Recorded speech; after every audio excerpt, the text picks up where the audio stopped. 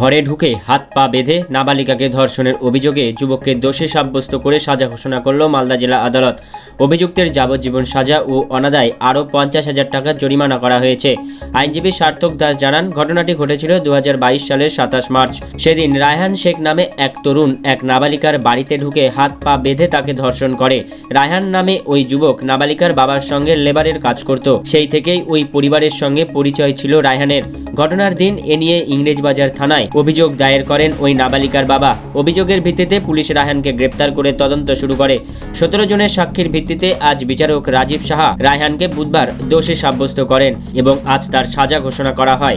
27/3/2022 তারিখে একজন মেয়ে, নাবালিকা মেয়ে, সে বাড়িতে একা ছিল। তার মা গেছিল তার দিদির ছেলেকে দেখতে এবং সে তার বাবা নিজের কাজে গেছিলো, বেরিয়েছিল।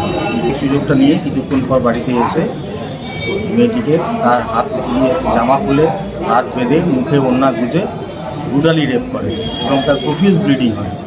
সে এতটাই তার ব্লিডিং হয়েছিল, তাকে নিয়ে তার দুটো বাড়ি পরে তার দিদার বাড়ি, সেখানে নিয়ে যাওয়া যাচ্ছিল না, টোটো করে নিয়ে যেতে হয়েছিল। এবং তারপরে এই কেসে যখন বাবা এফআইআর করে, বাবা এফআইআর করার পর ইনভেস্টিগেশন শুরু হয়। গত বুধবার দিন আমাদের এটাতে দোষী সাব্যস্ত করা হয় এবং আজকে তাকে সেন্টেন্স ঘোষণা করা হয়েছে। তাকে যাবজ্জীবন সাজা দেওয়া হয়েছে এবং অনাদায় 50,000 টাকা জরিমানা হয়েছে এবং অনাদায় আরও 2 বছর জেল। এই বিচারক ছিলেন আমাদের রাজীব সাহা, এটি সেকেন্ড কোর্ট কাম স্পেশাল কোর্ট পক্ষ।